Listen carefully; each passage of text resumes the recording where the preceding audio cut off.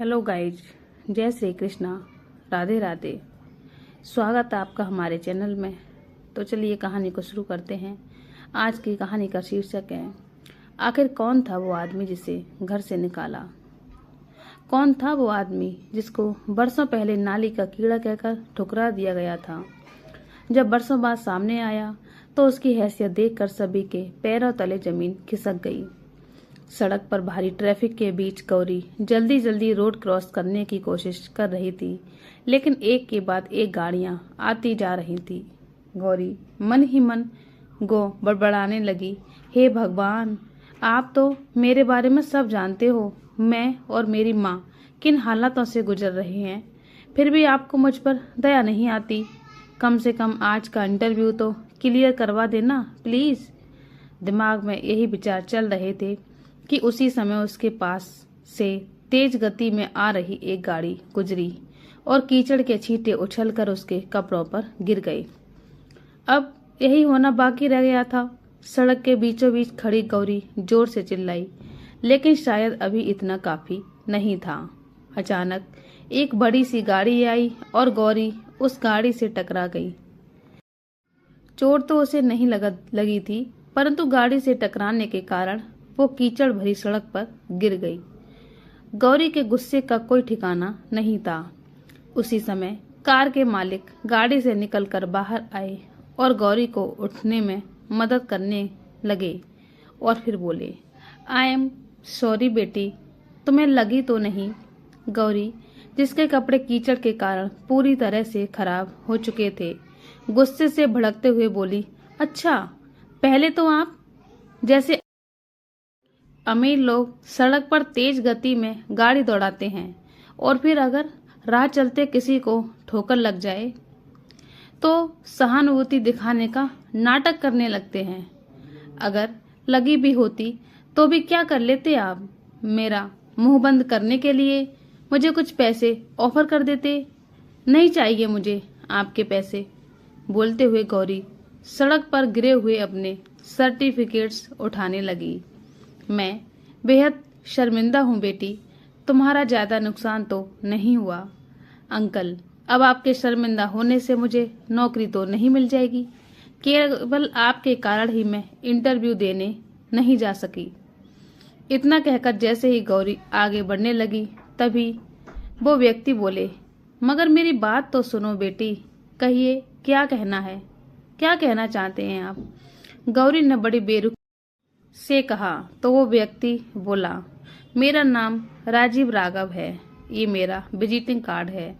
हमारी कंपनी मेहनती एम्प्लॉयज की तलाश में है, यदि आना चाहो तो आ सकती हो। गौरी ने मुंह बनाते हुए कार्ड लिया और चुपचाप वहां से चली गई। घर पहुंचकर जैसे ही गौरी ने दरवाजे की घंटी बजाई तो उसकी माँ मनोरमा जी ने दरवाजा खोला। अरे गौरी, ये क्या, तेरे कपड़े तो कीचड़ से सने हैं, तू ठीक तो है, और इतनी जल्दी वापस कैसे आ गई? तुझे तो इंटरव्यू के लिए जाना था ना? क्या बताऊं माँ, सब गड़बड़ हो गया। अपना पर्स और सर्टिफिकेट्स अपनी माँ के हाथ में थमाते हुए गौरी बोली, आप तो जानती हैं सड़कों पर कितना ट्रैफिक है। उन पर बारिश के कारण सड़कों के गड्ढे भी कीचड़ से भर चुके हैं। मैं कंपनी में जाने के लिए रोड क्रॉस कर ही रही थी कि अचानक तेज रफ्तार से जाती एक गाड़ी ने मुझ पर कीचड़ उछाल दिया और तभी पीछे से एक और गाड़ी आई और टक्कर खाकर मैं सड़क पर गिर गई। वो तो अच्छा हुआ कि टक्कर ज्यादा जोर से नहीं लगी, वरना आज तो आपकी बेटी। कहते कहते गौरी चुप हो गई, लेकिन मनोरमा जी परेशान होते हुए बोली, कहीं लगी तो नहीं ना बेटा? अरे नहीं माँ, परेशान होने जैसी कोई बात नहीं है। अंकल ने गाड़ी को बिल्कुल टाइम पर ब्रेक लगा दिया था। मुझे चोट तो नहीं आई, लेकिन नौकरी जिसकी मुझे सबसे ज्यादा जरूरत थी वह मुझे आज भी नहीं मिल पाई। लेकिन बेटी, आखिर कौन था वो आदमी? उस आदमी के खिलाफ पुलिस में कंप्लेन तो करवानी चाहिए थी, अगर तुम्हें कुछ हो जाता तो। नहीं माँ, पूरी गलती उनकी भी नहीं थी। वो तो मैं ही कपड़ों पर कीचड़ लगने के कारण सड़क के बीचों बीच खड़ी हो गई थी। वो अंकल तो बहुत अच्छे स्वभाव के लग रहे थे। उन्होंने मुझसे माफ़ी भी मांगी। बस गुस्से में मैं ही उन पर चिल्लाती जा रही थी। किसी कंपनी के मालिक हैं। जाते जाते वो अपना विजिटिंग कार्ड भी देकर गए हैं। पर्स में रखा है। ऐसा कहकर गौरी ने अलमारी में से अपने कपड़े निकाले और बाथरूम में नहाने के लिए चली गई। इधर मिस्टर राघव गाड़ी से अपने घर जाते हुए गौरी के बारे में ही सोच रहे थे। जब वे घर पहुंचे तो उनकी पत्नी घर के गार्डन में पौधों को पानी दे रही थी। उन्हें देखते ही मिस्टर राघव बोले, क्या बात है मैडम, इस साड़ी में तो आप बेहद खूबसूरत लग रही हैं। नई खरीदी है क्या? तभी मिसेस रीना राघव उनकी ओर देखते हुए नाराजगी भरे स्वर में बोली, मुझे छेड़ने का कोई ना कोई बहाना तो खोज ही लेते हैं आप। ये साड़ी 4 साल पुरानी है। आपने ही मुझे करवा चौथ पर गिफ्ट की थी। ना जाने ध्यान कहाँ रहता है आपका। अच्छा, आपसे एक जरूरी बात करनी थी, हमारे बेटे रोहित के रिश्ते के बारे में। हाँ कहो रीना, क्या कोई लड़की है तुम्हारी नज़र में? तो रीना जी ने कहा, लड़कियां तो बहुत हैं, पर ना जाने क्यों आपका बेटा रोहित शादी के नाम पर ही चिढ़ने लगता है। रोहित के मामा जी का फोन आया था। बता रहे थे कि उनकी नज़र में एक लड़की है, उनके पड़ोस के ही रहने वाली है। बड़ा ही अच्छा परिवार है। ये बात सुनकर राजीव जी थोड़े उत्साहित होते हुए बोले, तो फिर देर किस बात की? आज शाम को जब रोहित ऑफिस से घर आएगा तो हम सब लोग एक बार साले साहब के घर चलते हैं। लड़का लड़की एक बार मिल लेंगे। क्या पता रोहित को ये लड़की पसंद आ जाए। बात तो ठीक कही आपने। मैं अभी भैया को फोन करके बता देती हूँ। शाम को जाने का प्रोग्राम फिक्स हो गया। फिर रीना जी ने अपने बेटे रोहित को फोन किया और बोली, बेटा आज शाम को जल्दी आ जाना। क्यों माँ, आज कहीं जाने का प्रोग्राम है क्या? हाँ बेटा, तुझे एक लड़की से मिलवाना है। ये बात सुनते ही रोहित चिढ़ गया और बोला, माँ आपको मैंने कितनी बार कहा है कि मुझे कोई शादी वादी नहीं करनी। अरे बेटा एक बार मेरी बात तो सुनो। नहीं माँ, मैंने जो कह दिया सो कह दिया। इतना कहकर उसने फोन रख दिया। जब रीना जी ने ये बात अपने पति राजीव को बताई तो वे बोले, रीना आज शाम को जब वह घर लौटेगा तो उससे ये विषय पर बात करते हैं। क्या पता वो किसी लड़की को पसंद करता हो। हाँ वो भी तो हो सकता है। रात को जब रोहित घर वापस आएगा तो मैं उससे इस बारे में बात करूंगी, रीना जी ने कहा। जब रात हुई तो राघव तो अपने निर्धारित समय पर खाना खाकर सोने चले गए। लेकिन जब उनकी मेड सरला रीना जी के लिए खाना लेकर आई तो उन्होंने खाना नहीं खाया और कहा कि आज बेटे के साथ ही खाना खाएंगी। वो सोच रही थी कि इस बहाने से उससे बात भी हो जाएगी, लेकिन इंतजार करते करते काफी देर हो गई थी। रात के 11 बज गए जब रोहित ऑफिस से घर लौटा। उस समय रीना जी कुर्सी पर बैठी बैठी ऊब रही थी। अरे माँ, आप अभी तक बैठी हैं? आपने आज फिर खाना नहीं खाया? सरला, तुम्हें कितनी बार कहा है माँ को ज्यादा देर तक भूखा मत रहने दिया करो। वो ब्लड शुगर और कोलेस्ट्रॉल की मरीज हैं। अरे नहीं बेटा, मैंने उसे मना किया था। आज मेरा तुम्हारे साथ खाना खाने को दिल था। उसी समय सरला भी बोली, हाँ भैया, आज मैडम ने अपने हाथों से आपके लिए सब्जी बनाई है। ये सुनकर रोहित खुशी से उछल पड़ा और बोला, फिर तो मैं एक चपाती ज्यादा खाऊंगा। रात काफी हो चुकी थी, इसलिए रीना राघव ने अपने बेटे से कुछ ना कहना ही उचित समझा। रोहित वक्त का बहुत पाबंद था। हर रोज सुबह नियत समय पर सैर करने जाता था। आज सुबह जब वो सैर करने लौटा तो देखा उसकी माँ अभी कमरे से बाहर नहीं आई थी।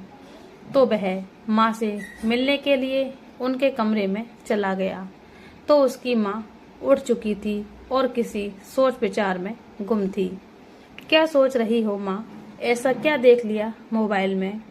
तभी रीना राघव बोली, तेरे बारे में ही सोच रही थी। ये कुछ लड़कियों की तस्वीरें हैं, जरा देखकर तो बताओ कि तुम्हें कौन सी लड़की पसंद है। अरे माँ, आप सुबह सुबह ही शुरू हो गई। जल्दी से तैयार हो जाइए और सबसे पहले खाना खा लीजिए। अपनी सेहत के बारे में आप बिल्कुल भी नहीं सोचती। लेकिन बेटा, मेरी बात को टालने की कोशिश मत करो। जिंदगी में कामकाज के अतिरिक्त भी बहुत कुछ है। एक उम्र आने के बाद शादी तो करनी ही पड़ती है।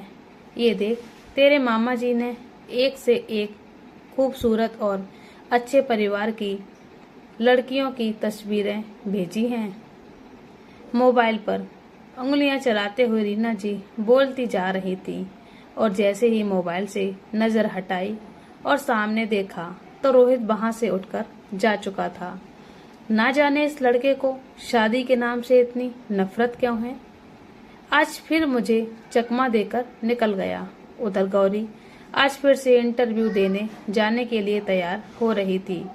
तभी उसकी माँ मनोरमा जी उसके लिए दही शक्कर लेकर आईं और चम्मच से उसे खिलाने लगी। दही शक्कर खाते हुए गौरी बोली, अरे माँ, अगर ये दही शक्कर नौकरी दिला पाती तो इस दुनिया का कोई भी व्यक्ति बेरोजगार न होता। कहते कहते गौरी अपना पर्स और सर्टिफिकेट्स की फाइल उठाकर जल्दी से इंटरव्यू देने के लिए निकल गई और दोपहर को जब घर लौटकर आई तो उसके चेहरे पर निराशा के भाव थे। उसे देखते हुए मनोरमा जी बोली, कोई बात नहीं बेटी, निराश मत हो। जरूर कोई अच्छी नौकरी तेरा इंतजार कर रही होगी। लेकिन माँ, मुझे गुस्सा आता है जब कोई कम योग्यता का व्यक्ति सिफारिश के बल पर नौकरी ले जाता है। माँ, अगर इस महीने नौकरी नहीं मिली तो घर खर्च चलाना मुश्किल हो जाएगा। काश तेरे पापा हमारे साथ होते तो तुझे नौकरी के लिए यूं दर दर भटकना ना पड़ता। आंखों में आंसू लिए मनोरमा जी ने कहा, कोई बात नहीं माँ, मेरी नज़र में एक और कंपनी है, राघव इंडस्ट्रीज। एक बार वहां जाकर देखती हूँ, शायद वही बात बन जाए। कहते हुए जैसे ही गौरी अपने पर्स में से सामान निकाल कर रखने लगी, उसी समय उसकी नज़र उस विजिटिंग कार्ड पर पड़ी और देखते ही वो हैरान रह गई और खुशी से चिल्लाते हुए बोली, अरे बाप रे, ये तो कमाल ही हो गया माँ, मुझे यकीन ही नहीं हो रहा। अरे चिल्ला तो ऐसे रही है जैसे कोई खजाना मिल गया हो। अब बताएगी भी क्या हुआ है? अरे माँ, ऐसा ही कुछ समझो। जिनकी गाड़ी से उस दिन मेरा एक्सीडेंट हुआ था वो राघव इंडस्ट्रीज के मालिक मिस्टर राजीव राघव हैं। राघव इंडस्ट्रीज बड़ी कंपनी है जहां मैं इंटरव्यू देने जाने के लिए सोच रही थी। मैं भी कितनी पागल हूँ, यहाँ वहाँ दर दर भटक रही थी और उन्होंने तो मुझे सामने से जॉब का ऑफर दिया था। तभी मनोरमा जी हैरान होते हुए बोली, अरे बेटी, ये तो बहुत अच्छी बात है। अगर उन्होंने ऐसा कहा है तो वह एक बहुत अच्छे इंसान हैं, तुम्हें वहाँ जरूर जाना चाहिए। कहते कहते मनोरमा जी किसी सोच विचार में पड़ गई। अगले दिन गौरी तैयार होकर राघव इंडस्ट्री जाने के लिए तैयारी करने लगी। उसने एक खूबसूरत सा सलवार सूट पहना और हल्का सा मेकअप करके खुद को एक बार आईने में निहारा। तभी मनोरमा जी टेबल पर उसका नाश्ता लगाकर कमरे में आई और बोली, अच्छी लग रही है बेटी, अब नाश्ता कर लो, कहीं देर ना हो जाए। और हाँ, ईश्वर का आशीर्वाद लेना बिल्कुल मत भूलना। तो गौरी भगवान को माथा टेक कर अपनी माँ के पास आई और बोली, माँ, भगवान के साथ साथ मुझे आपके आशीर्वाद की भी जरूरत है। तो मनोरमा जी उसके सिर पर हाथ रखते हुए बोली, अरे बेटी, मेरा आशीर्वाद तो हमेशा तेरे साथ है, तू बस अपना ख्याल रखना। गौरी के जाने के बाद मनोरमा जी एक गहरी सांस लेते हुए फिर से किसी सोच विचार में पड़ गई। करीब 1 घंटे का सफर तय करने के बाद जब गौरी राघव इंडस्ट्रीज पहुंची तो उनके ऑफिस को देखकर वो हैरान रह गई। इतनी बड़ी कंपनी में उसे नौकरी मिलेगी या नहीं, ये सोचते हुए गौरी गेट से अंदर की ओर आई। तभी गार्ड ने उसका नाम, पता और आने का कारण एक रजिस्टर में लिखने को कहा। ये सारी फॉर्मेलिटी पूरी करके जब वो अंदर गई तो ऑफिस का माहौल देखकर दंग रह गई। वो देखकर हैरान थी कि ऑफिस के सभी एम्प्लॉय पूरी चुस्ती के साथ काम कर रहे थे। थोड़ा सा हिचकिचाते हुए उसने रिसेप्शन से पूछा, एक्सक्यूज मी, क्या आप बता सकते हैं कि मिस्टर राघव का केबिन कहाँ है? तो वो कर्मचारी बोला, जी बिल्कुल। क्या आपने उनका अपॉइंटमेंट लिया है? तो गौरी बोली, नहीं तो, लेकिन उन्होंने अपना विजिटिंग कार्ड देते हुए मुझे यहाँ आने को कहा था। अच्छा ठीक है, कहते हुए उसने मिस्टर राघव के केबिन का रास्ता बता दिया। लेकिन चलते चलते ही गौरी भूल गई कि किस तरफ जाना है और वो राइट की बजाय लेफ्ट मुड़ गई। जहाँ रोहित राघव का केबिन था वहां जाकर पूछा तो एक कर्मचारी ने बताया कि मिस्टर राघव तो अभी अभी निकले हैं, आप कल आकर मिल लीजिएगा। तो गौरी ने कहा, देखिए सर, मैं बहुत दूर से आई हूँ, अगर हो सके तो आज मुझे उनसे मिलवा दीजिए। मैडम, यदि आप उनसे मिलना चाहते हैं तो आपको कम से कम 4-5 घंटे इंतजार करना पड़ेगा। जी, मैं इंतजार कर लूंगी, कहकर गौरी केबिन के बाहर रखी चेयर पर बैठकर इंतजार करने लगी। करीब 4 घंटे बीत गए थे। थकावट के कारण कुछ देर के लिए गौरी की आंख लग गई। इस बीच रोहित राघव अपने केबिन में जाने लगा तो उसने देखा कि एक लड़की चेयर पर बैठे बैठे सो रही है। अचानक उसके पास जाकर बोला, देखिए मैडम, ये आपका घर नहीं है जो यहाँ बैठकर आराम करने लगी। अपने सामने खड़े युवक को इस तरह बोलते देख गौरी भी गुस्से में आ गई और बोली, सुनिए मिस्टर, मुझे नहीं मालूम कि आप कौन हैं, लेकिन आप इस तरह मुझसे बात नहीं कर सकते। मुझे कोई आराम फरमाने का शौक नहीं है। मैं बहुत दूर से आई थी, इसलिए थक चुकी थी और लगभग 4 घंटे से मैं मिस्टर राजीव राघव का इंतजार कर रही थी, जिस कारण मेरी आंख लग गई। और अगर कोई और भी मेरी जगह होता तो वो भी शायद ऐसा ही करता। जी नहीं, सब लोग एक जैसे नहीं होते। इतना कहकर रोहित राघव अपने केबिन में चला गया। कुछ देर बाद गौरी को मिस्टर राघव के केबिन में जाने को कहा गया, लेकिन जैसे ही गौरी केबिन में गई तो सामने कुर्सी पर वही युवक बैठा था जो थोड़ी देर पहले उसे इतनी खरी खोटी सुनाकर गया था। उसे देखकर गौरी सोच में पड़ गई। क्या ये वही मिस्टर राघव हैं जिनसे वो मिली थी? कहीं वो गलत जगह तो नहीं आ गई? तभी रोहित राघव ने कहा, जी कहिए, क्या कहना चाहती हैं आप? गौरी ने वही विजिटिंग कार्ड दिखाते हुए कहा, यह कार्ड मुझे मिस्टर राघव ने दिया था और यहाँ आने को कहा था। मुझे भी नौकरी की तलाश थी, इसलिए यहाँ चली आई। गौरी की बात सुन रोहित राघव अचानक हंसने लगे और बोला, अगर आपको लगता है कि यहाँ पर ऐसे ही किसी को नौकरी मिल जाती है तो ये आपकी बहुत बड़ी गलतफहमी है। आप मुझे अपना रिज्यूम दे दीजिए, अगर आपकी ज़रूरत होगी तो आपके पास फ़ोन आ जाएगा। और वैसे ही आपकी जानकारी के लिए बता दूं कि मिस्टर राजीव राघव, जिनका आप 4 घंटे से इंतजार कर रही थी, उनका केबिन ये नहीं है। अब तक वो अपने केबिन में ही बैठे थे। खैर, अब तो वो जा चुके हैं। ये सुनकर गौरी दंग रह गई और सामने कुर्सी पर बैठे युवक का व्यवहार देखकर वो कुछ असहज सी हो गई। उसका आत्मविश्वास कहीं गुमसा हो गया था। उसने कांपते हाथों से अपनी फाइल में से रिज्यूम निकालकर उनके सामने टेबल पर रख दिया और जैसे ही उठकर जाने लगी तो रोहित राघव ने रिज्यूम में देखते हुए कहा, काफी दूर से आई हैं, पहुंचते पहुंचते अंधेरा हो जाएगा और आजकल का माहौल भी ठीक नहीं है, इसलिए मैं ऑफिस की गाड़ी से आपके जाने का इंतजाम करवा देता हूँ। थोड़ी ही देर में एक कर्मचारी अंदर आया और बोला, सर गाड़ी आ गई है। रात के करीब 8 बजे गौरी अपने घर पहुंच गई। देखा तो उसकी माँ बालकनी में ही खड़ी थी और लगातार गेट की ओर निहार रही थी। गौरी को देखकर उनकी जान में जान आ गई। क्या हुआ माँ, इतनी परेशान क्यों हो?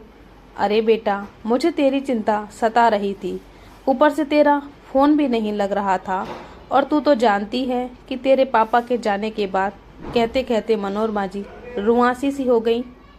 अरे माँ, मैं पढ़ी लिखी हूँ, समझदार हूँ, छोटी थोड़ी ना हूँ, कहते हुए गौरी अपनी माँ के आंसू साफ करने लगी।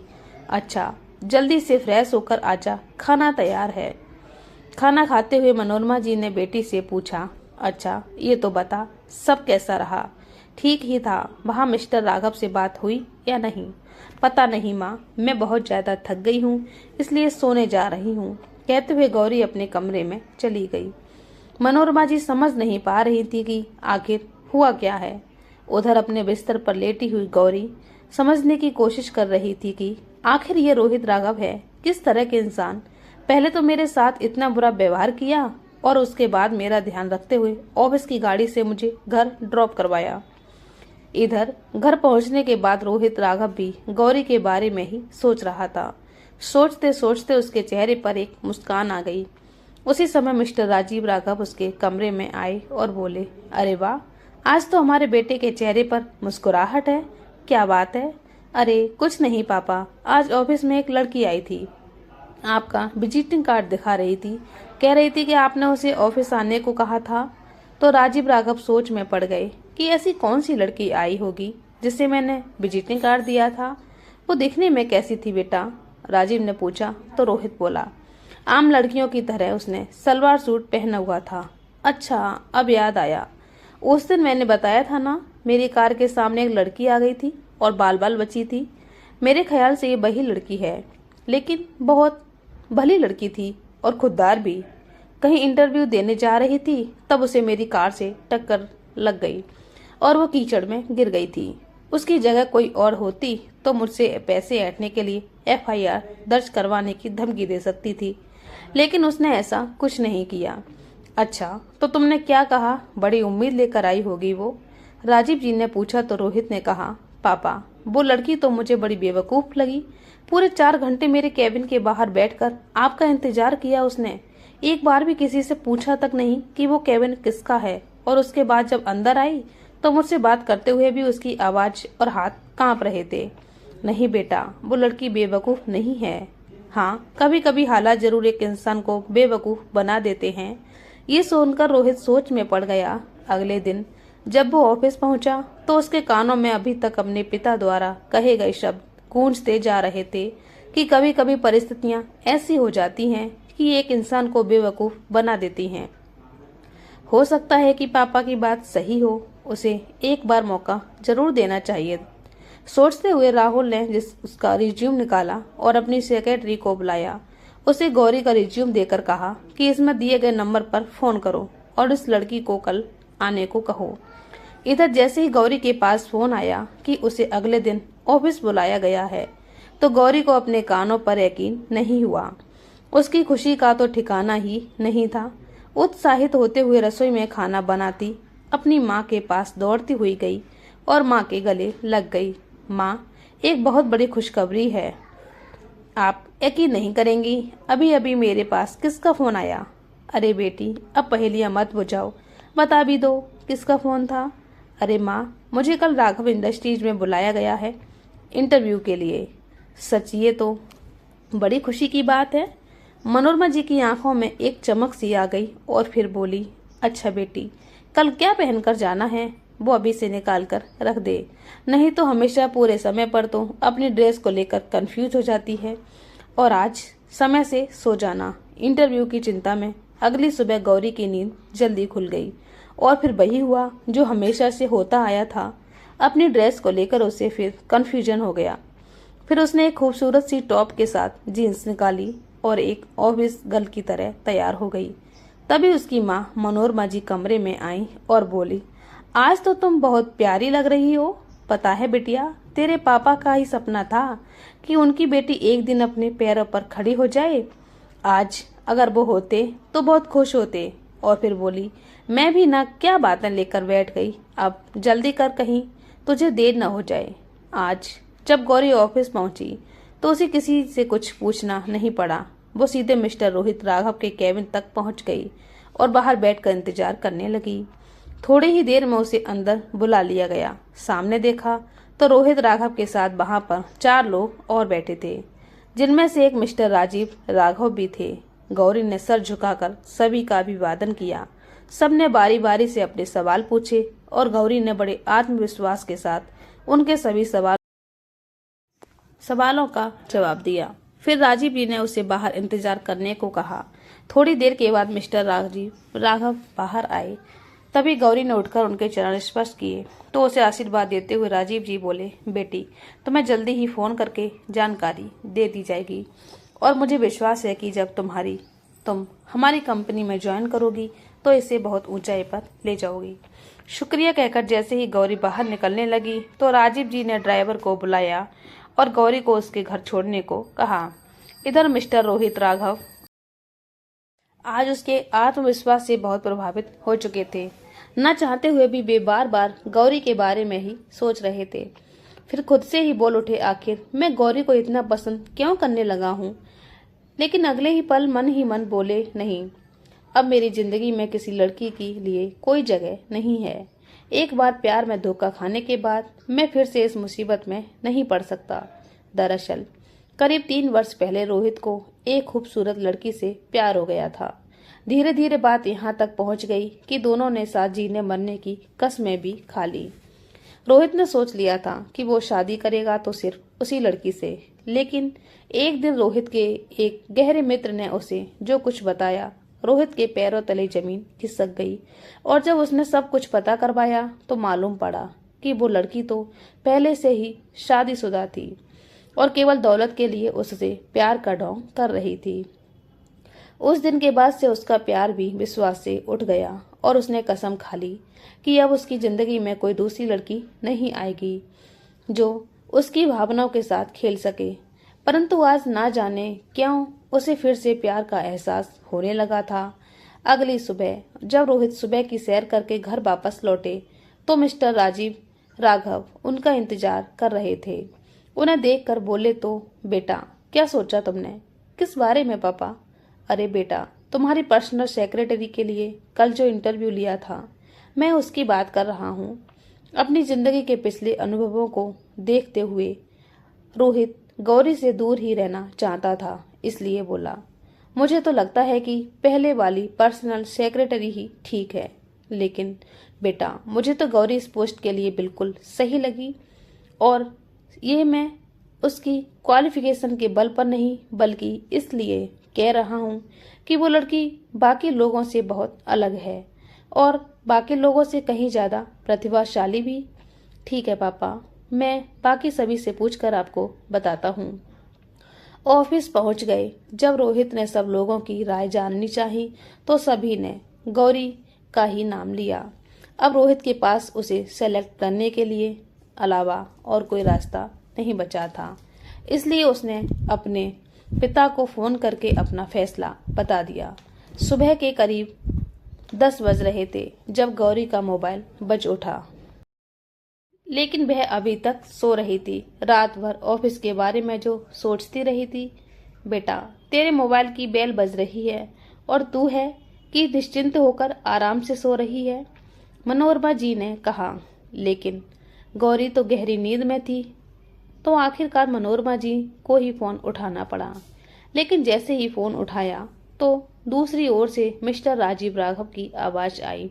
हेलो, मैं राघव इंडस्ट्री से बोल रहा हूँ। राजीव राघव जी, नमस्ते सर, मैं गौरी की माँ बोल रही हूँ। नमस्ते, क्या मैं गौरी से बात कर सकता हूँ? जी, मैं अभी बुलाती हूँ, कहते हुए मनोरमा जी फिर से कमरे में आईं और गौरी के मुंह पर पानी के कुछ छींटे डाले तो गौरी उसी समय नींद से जाग गई। मिस्टर राघव का फोन है।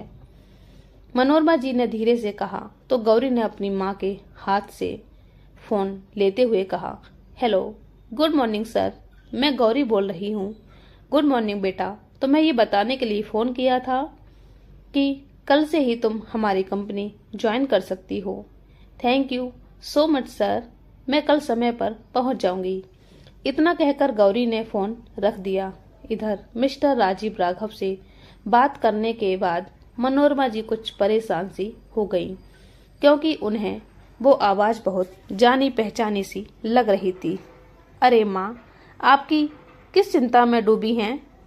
अब सारी चिंताओं को छोड़कर बस आराम कीजिए। आपकी बेटी को नौकरी मिल गई है, गौरी ने कहा तो मनोरमा जी बोली, ये तो बहुत अच्छा हुआ बेटा। तुम्हारे पापा के जाने के बाद मैं जैसे तैसे सिलाई करके इस घर का खर्चा चला रही थी, लेकिन अब आंखें कमजोर होने के कारण मैं वो काम भी नहीं कर पाती। भगवान का लाख लाख शुक्र है कि तुझे नौकरी मिल गई। अब हमारी सारी मुश्किलें दूर हो जाएंगी। लेकिन माँ, मुझे मिस्टर रोहित राघव की पर्सनल सेक्रेटरी की जॉब मिली है और उनका व्यवहार मुझे बहुत अजीब सा लगता है। एक नंबर का अकड़ू इंसान है वो। नहीं बेटा, 1 या 2 मुलाकातों में हम किसी के बारे में कोई धारणा नहीं बना सकते। वहाँ काम करोगी तभी तो उन लोगों को जान और समझ पाओगी। किसी के साथ सामंजस्य बैठाने में कुछ समय तो लगता है, लेकिन मुझे पूरा यकीन है कि कुछ ही समय में तू सब संभाल लेगी। तभी गौरी अपनी माँ की गोद में सिर रखकर आराम से सो गई। लेकिन मनोरमा जी अभी तक मिस्टर राजीव राघव के बारे में ही सोच रही थी। वो आवाज़ उन्हें जानी पहचानी सी लग रही थी। फिर बैठे बैठे अचानक ही बोल पड़ी, नहीं नहीं, ये वो राजीव नहीं हो सकते। कहाँ एक मिडिल क्लास फैमिली से संबंध रखने वाला वो राजीव, और कहाँ राघव इंडस्ट्रीज के मालिक मिस्टर राजीव राघव। सोचते सोचते वो अपने अतीत की सुनहरी यादों में खो गई।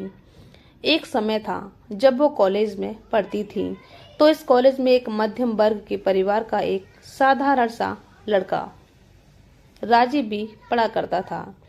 दिखने में ठीक ठाक था, परंतु स्वभाव का बहुत ही शांत और मधुर। धीरे धीरे मनोरमा उसकी ओर आकर्षित होती गई और वह भी मनोरमा की खूबसूरती और सरलता पर मर मिटा था। दोनों एक दूसरे को बहुत पसंद करने लगे थे, परंतु जैसे ही मनोरमा के घर वालों को इस बात की भनक लगी, तो उसके पिता ने उसकी जिंदगी के बारे में ऐसा फैसला लिया जिसकी कभी उसने कल्पना भी नहीं की थी। पूरे 10 दिन के बाद मनोरमा की शादी किसी और लड़के सूरज के साथ कर दी गई। वैसे तो सूरज अच्छे परिवार से संबंध रखता था, लेकिन उसमें शराब पीने और जुआ खेलने की बहुत बुरी आदत थी। जब तक मनोरमा को इस बात की खबर हुई, तब तक वो एक बेटे की माँ बन चुकी थी। धीरे धीरे सूरज ने जुए में अपना सब कुछ गंवा दिया और शादी के 10 वर्ष बाद ही शराब के नशे में एक रोड एक्सीडेंट में उसकी मृत्यु हो गई। मनोरमा जी का सब कुछ उजड़ गया। ससुराल वालों ने भी उनकी कोई मदद नहीं की, और जब मायके से उनके भाई ने पैसों से उनकी मदद करनी चाही भी, तो भाभी ने रोक दिया। मनोरमा जी पूरी तरह टूट चुकी थी, लेकिन फिर हिम्मत जुटाते हुए अपनी बेटी के खातिर उन्होंने स्वयं को संभाला और फिर जैसे तैसे अपनी जिंदगी की गाड़ी फिर से पटरी पर लेकर आई।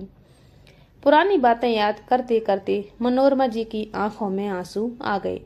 शाम के समय जब गौरी सोकर उठी तो माँ की अलमारी खोलकर उसमें से कपड़े देखने लगी। क्या हुआ बेटी, क्या ढूंढ रही है? मनोरमा जी ने पूछा। अरे माँ, मैं सोच रही थी कि कल ऑफिस का पहला दिन है, तो क्यों ना साड़ी पहनकर जाऊं। ये सुनकर मनोरमा जी हैरानी से बोली, क्या तू साड़ी पहनेगी? साड़ी पहनना आता भी है तुझे? और पहन भी ली तो संभालेगी कैसे? कहते हुए मनोरमा जी हंसने लगी। तो गौरी बोली, माँ, अब मैं कोई छोटी बच्ची नहीं रही, बड़ी हो गई हूँ, और साड़ी कैसे पहनते हैं वो आप मुझे सिखाएंगी। अच्छा बाबा, ठीक है। अगले दिन गौरी एक ब्लैक कलर की साड़ी पहनकर तैयार हो गई। मनोरमा जी बड़े ध्यान से उस साड़ी को देखने लगी, क्योंकि ये वही साड़ी थी जो आज से 27 वर्ष पहले राजीव ने उन्हें खरीद कर दी थी। तभी बाहर से गाड़ी का हॉर्न बजा। ऑफिस की गाड़ी गौरी को लेने के लिए आ चुकी थी। समय से 25 मिनट पहले ही गौरी ऑफिस पहुंच गई और रोहित राघव की पुरानी पर्सनल सेक्रेटरी ने उसे सब काम समझाते हुए ये भी बता दिया कि मिस्टर रोहित राघव काम में लापरवाही बिल्कुल बर्दाश्त नहीं करते। पूरे 10 बजे रोहित राघव ने उसे अपने कैबिन में बुलाया। जैसे ही गौरी अंदर आई, रोहित राघव तो उसे देखते ही रह गए। ब्लैक साड़ी पहने वो गजब की खूबसूरत लग रही थी, जिसे देखकर कोई भी आम इंसान मंत्रमुग्ध हो सकता था। वे भूल ही चुके थे कि उन्होंने गौरी को किसी काम से बुलाया था। थोड़ी देर के लिए एकदम सन्नाटा सा छा गया। तभी उस सन्नाटे को तोड़ते हुए गौरी बोली, आपने बुलाया सर? तभी रोहित राघव ठिठक कर बोले, हाँ प्लीज बैठिए, मुझे उम्मीद है कि आपने सारा काम समझ लिया होगा। जी सर, गौरी ने कहा। तो रोहित बोला, अगर कुछ भी क्लियर ना हुआ हो तो पूछ लेना, बस कोई गलती नहीं होनी चाहिए। ओके सर, कहकर गौरी अपने काम में मशगूल हो गई। बड़े ध्यान से सोच समझ कर सारा काम करने लगी। थोड़ी देर हुई तो चपरासी 2 कप कॉफी लेकर अंदर आया। रोहित राघव अपनी कॉफी कब की खत्म कर चुके थे, लेकिन गौरी पूरी लगन के साथ अपने काम में इस कदर जुटी हुई थी कि वो कॉफी पीना ही भूल गई। सारा काम वो बड़ी कुशलता पूर्वक करती जा रही थी, परंतु उसके चेहरे पर घबराकर साफ साफ दिखाई दे रही थी। तभी रोहित राघव बोले, मैडम अपनी कॉफी तो पी लीजिए, काम तो होता रहेगा और घबराने की कोई जरूरत नहीं है। यहाँ पर आपको किसी तरह की कोई तकलीफ नहीं होगी। जी सर, कहते हुए गौरी फिर से अपना काम करने लगी। शाम के समय जब गौरी ऑफिस से जाने के लिए निकली, तभी मिस्टर राजीव राघव उसके पास आए और बोले, बेटी कैसा रहा आज का दिन? जी बहुत अच्छा, गौरी ने कहा। तो मिस्टर राजीव राघव बोले, रोहित तो तुम्हारे काम की खूब तारीफ कर रहा था। अगर तुम्हें कोई भी तकलीफ हो तो बेझिझक मुझसे कहना। जी बिल्कुल, गौरी ने प्रसन्नता पूर्वक कहा। दिन यूं ही बीतने लगे और हर बीतते दिन के साथ रोहित राघव उससे और अधिक प्रभावित होते जा रहे थे। उसकी सादगी, शालीनता, विनम्रता और सरल स्वभाव उन्हें उसकी ओर आकर्षित कर रहा था। वे समझ चुके थे कि गौरी बाकी लड़कियों से बहुत अलग है। आज गौरी को ऑफिस में काम करते हुए पूरा 1 महीना हो चुका था। एक शाम अपना काम निपटाकर जब गौरी रोहित राघव के कैबिन में फाइल लेकर पहुंची, तो रोहित ने अपने दिल की बात उससे कह दी। गौरी, मैं तुमसे शादी करना चाहता हूँ। जैसे ही रोहित ने ये बात कही तो गौरी सहम सी गई और बिना कोई जवाब दिए वहां से उठकर चली गई। गौरी की प्रतिक्रिया देखकर रोहित भी कुछ परेशानी में पड़ गया। कहीं उसने गौरी की भावनाओं को आहत तो नहीं कर दिया। अब उसका भी काम में मन नहीं लग रहा था। थोड़ी देर बाद वह जब ऑफिस से अपने घर गया तो उसे गुमसुम देखकर रीना जी को बहुत चिंता होने लगी। माँ के सामने तो रोहित ने बहाना बना दिया कि तबीयत थोड़ी ठीक नहीं है, लेकिन राजीव जी उसे इस तरह मायूस देखकर समझ गए थे कि बात कुछ और ही है। उधर गौरी भी घर पर जाकर तबीयत खराब होने का बहाना बनाकर लेट गई। मनोरमा जी को गौरी का व्यवहार कुछ अजीब सा लगा। वो ना तो कुछ बोल रही थी और जब मनोरमा जी खाना लेकर आई तो खाने से भी इनकार कर दिया। बहुत पूछने पर गौरी ने अपनी माँ को सब कुछ बता दिया कि कैसे रोहित ने उसे शादी का प्रस्ताव दिया और वह बिना कुछ बोले वहां से चली आई। तो मनोरमा जी ने कहा, बिल्कुल ठीक किया, शादी विवाह के मामलों में जल्दबाजी अच्छी नहीं होती। फिर कुछ सोचने के बाद गौरी बोली, लेकिन माँ, मुझे लगता है कि वो दिल के बुरे नहीं हैं। इतनी बड़ी इंडस्ट्री के इकलौते मालिक हैं, उन्हें तो कोई भी अच्छी लड़की मिल सकती थी। लेकिन उन्होंने मुझे ही चुना, क्योंकि वो इंसान के स्टेटस से नहीं बल्कि उसके गुणों से परखते हैं।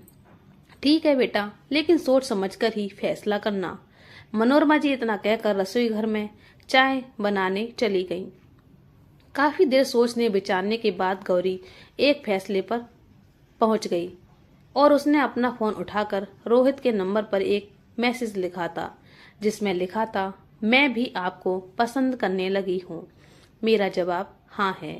संयोग से उस समय रोहित का मोबाइल राजीव के पास रखा था। जैसे ही उन्होंने गौरी का ये मैसेज पढ़ा, उन्हें समझते देर न लगी कि यह मामला प्यार का है। उन्होंने तुरंत गौरी को फोन लगाया और कहा, गौरी बेटा, मैं थोड़ी ही देर में तुम्हारे घर आ रहा हूँ, मुझे तुम्हारी माँ से मिलना है। इतना कहकर उन्होंने फोन रख दिया। जब गौरी ने अपनी माँ से ये बात कही तो वे जल्दी से घर की हालत ठीक करने में जुट गई।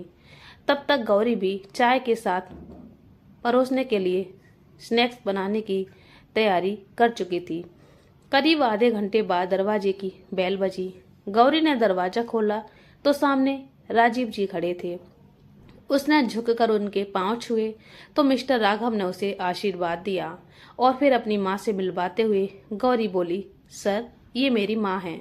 जी नमस्ते कहते हुए जैसे ही मनोरमा जी ने उन्हें गौर से देखा तो वो हैरान रह गईं और उधर राघव जी का मनोरमा जी से जिस तरह सामना हुआ, उनकी तो आंखें फटी की फटी रह गईं। एकाएक अतीत के दृश्य उनके सामने घूमने लगे, जब मनोरमा जी के पिता ने उन्हें सरेआम दूर करते हुए कहा था कि मैं अपनी बेटी का हाथ ऐसे लड़के के हाथ में बिल्कुल नहीं दूंगा जो उसके काबिल ना हो। पैरों की धूल को कोई अपने माथे पर कैसे सजा सकता है। राजीव जी को इस तरह चुपचाप बैठे देख मनोरमा जी बोली, आप क्या सोच रहे हैं। तभी राजीव जी बोले, मनोरमा जी, हमारे बच्चे एक दूसरे से बहुत प्यार करते हैं। अब उनकी खुशी केवल आपके हाथों में है। मैं नहीं चाहता जो वर्षों पहले हुआ था वही अब दोहराया जाए। जी, मैं आपकी बात से बिल्कुल सहमत हूँ। इसलिए मुझे लगता है कि जल्द से जल्द बच्चों को विवाह के अट्टू बंधन में बांध दिया जाए। मैं नहीं चाहती कि मेरे परिवार वाले इस रिश्ते के विरोध में खड़े हो जाएं।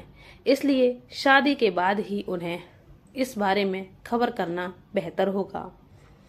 उसी समय गौरी भी चाय के साथ स्नैक्स और मिठाई लेकर आ गई तो राजीव जी उसका मुंह मीठा करते हुए बोले, बेटा, अब जल्दी से तुम हमारे घर आ जाओ, फिर हम बाप बेटी एक साथ बैठकर बिजनेस मीटिंग करेंगे। ये बात सुनकर गौरी के चेहरे पर मुस्कुराहट आ गई। करीब 3 दिन बाद गौरी और रोहित की शादी बड़े ही सरल तरीके से करवा दी गई। आज मनोरमा जी के लिए एक एक पल बहुत भारी हो रहा था। एक बेटी ही तो थी उनका सहारा, जिसके साथ वो अपना सुख दुख बांट सकती थी। आज वो भी अपने घर चली जाएगी। ये सोचकर ही उनका हृदय अंदर से कांपने लगा था। अपना ख्याल रखना। विदाई के समय नम आंखें लिए गौरी ने कहा तो मनोरमा जी अपने आंसुओं को बहने से रोक ना सकी, लेकिन उन्हें इस बात की तसल्ली थी कि उनकी बेटी बहुत अच्छे घर में जा रही है, जहां उसे भरपूर प्यार और सम्मान मिलेगा।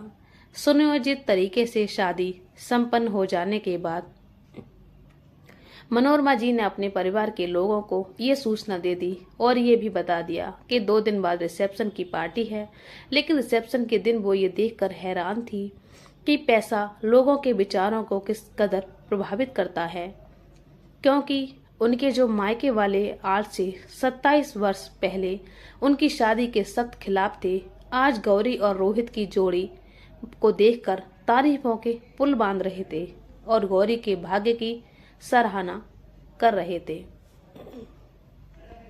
तो दोस्तों, ये कहानी आपको कैसी लगी हमें कमेंट करके जरूर बताना, और आप हमारे चैनल पर नए हैं तो हमें थोड़ा सपोर्ट कीजिए, हमारे चैनल को सब्सक्राइब कर लीजिए, बेल आइकन को दबा दीजिए ताकि हमारी कहानी का नोटिफिकेशन आपको मिलता रहेगा। कहानी को पूरा देखने के लिए धन्यवाद। तो चलिए मिलते हैं एक और नई कहानी के साथ। तब तक के लिए जय श्री कृष्णा, राधे राधे।